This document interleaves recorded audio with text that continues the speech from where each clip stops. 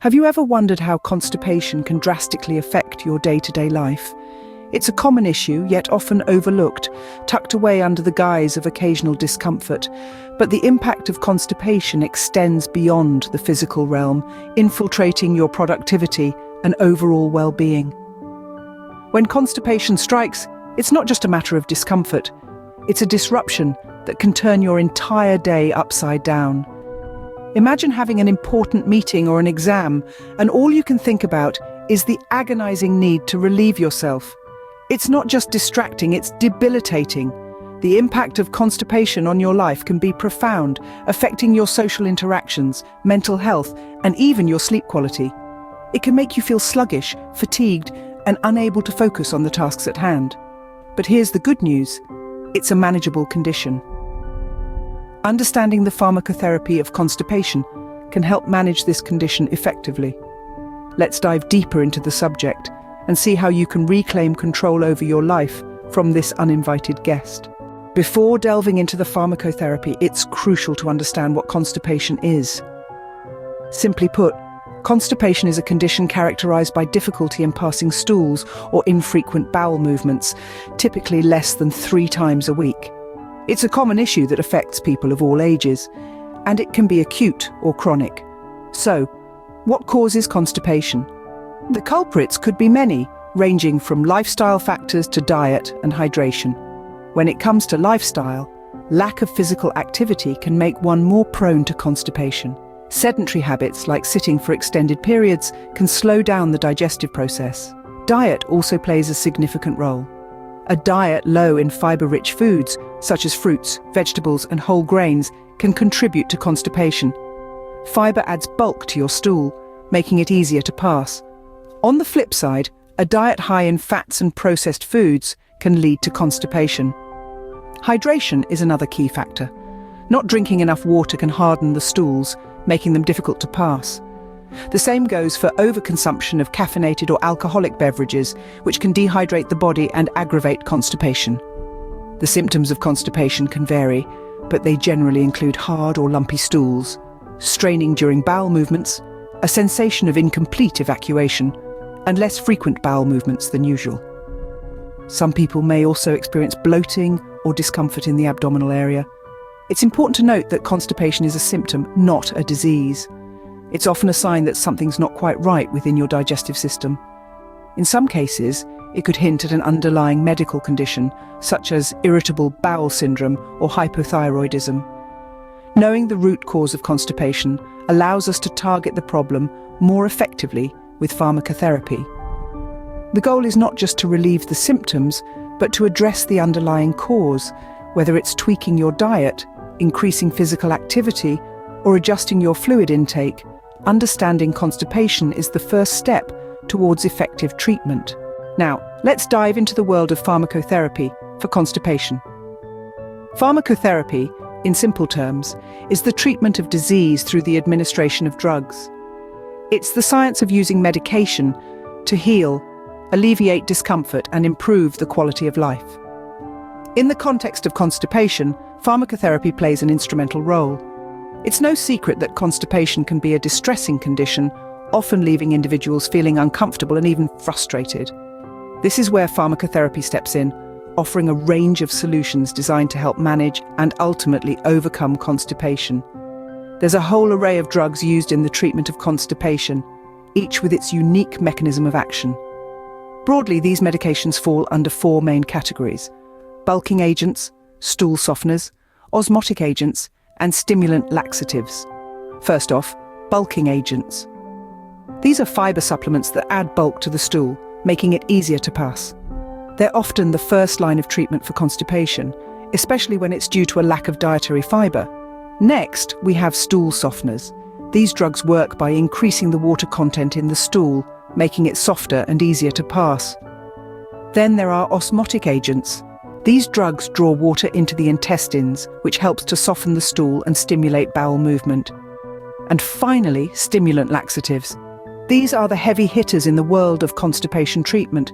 They work by triggering contractions in the intestines, which helps to move the stool along. It's important to remember that not all constipation is the same. Different people may respond differently to different treatments. That's why it's crucial to understand the various options available and work with healthcare professionals to find the best approach. Different drugs work differently, but their ultimate goal is to alleviate constipation. To truly understand how these drugs function, it's essential to delve a little deeper. So stick around as we dive into the specifics of these medications in the next segment. Scene script. Let's delve deeper into the different types of drugs used in the pharmacotherapy of constipation. Starting off with laxatives, these are the most commonly used drugs for constipation. They function by increasing the bulk of the stool or by softening it, making it easier to pass. Laxatives come in various forms, including tablets, capsules, liquids, suppositories, and enemas. The three main types are bulk-forming, osmotic, and stimulant laxatives.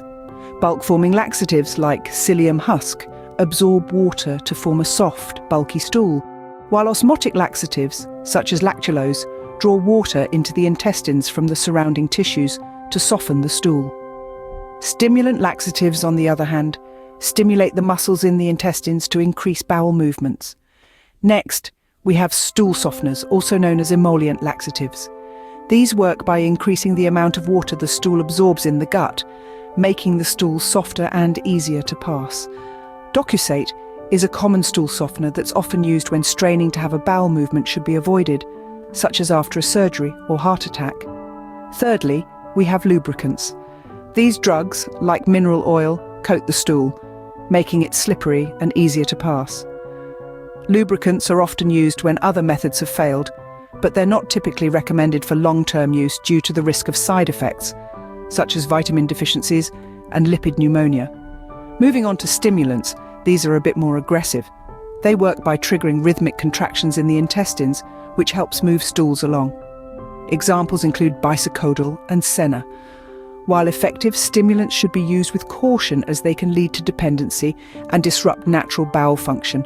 Lastly, we have fiber supplements. These are a natural way to combat constipation. They work by adding bulk to the stool, which helps it move through the intestines more easily.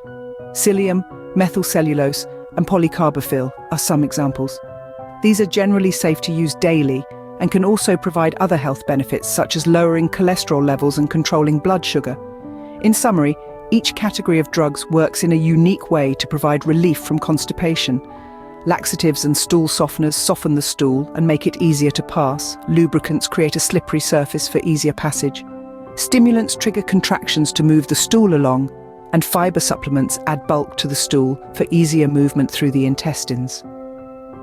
While these drugs can provide relief, it's essential to understand that they are not a permanent solution.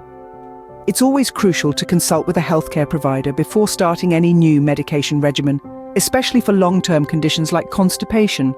They can provide guidance on the best treatment options and monitor for any potential side effects. While pharmacotherapy can help manage constipation, it's important to be aware of potential side effects and precautions. As health is a matter of great importance, it's crucial to understand that every drug, regardless of its purpose, may have side effects. When it comes to pharmacotherapy for constipation, common side effects include bloating, gas, and sometimes abdominal discomfort. Some might even experience diarrhea if a higher dosage is consumed. Furthermore, certain drugs, such as stimulant laxatives, can lead to dependency if used for a prolonged period. This is why it's paramount to always use them under the supervision of a healthcare provider. Stool softeners, on the other hand, are generally safe for long-term use, but an over-reliance on them can interfere with the body's natural bowel movements. Hence, it's always advisable to use medication as a part of a holistic approach to managing constipation. Individuals with specific health conditions, such as kidney disease or heart conditions, should be particularly cautious, as some medications can exacerbate these conditions. Always consult with your healthcare provider before starting any new medication. Lastly, it's essential to remember that drugs are not the only solution. Incorporating lifestyle changes such as regular exercise, a diet rich in fiber, and adequate hydration can significantly improve bowel regularity. Remember, while drugs can help, the best treatment is often a combination of lifestyle changes and medication. So, we've covered quite a lot about the pharmacotherapy of constipation. From understanding its impact to the types of drugs available and how they work. We've delved into a world that often goes unnoticed. We've also discussed the precautions and potential side effects of these medications. It's crucial to remember that while these drugs can provide relief, they should always be used responsibly and under the guidance of a healthcare professional. Subscribe for more because you won't find me later. Stay informed, stay healthy.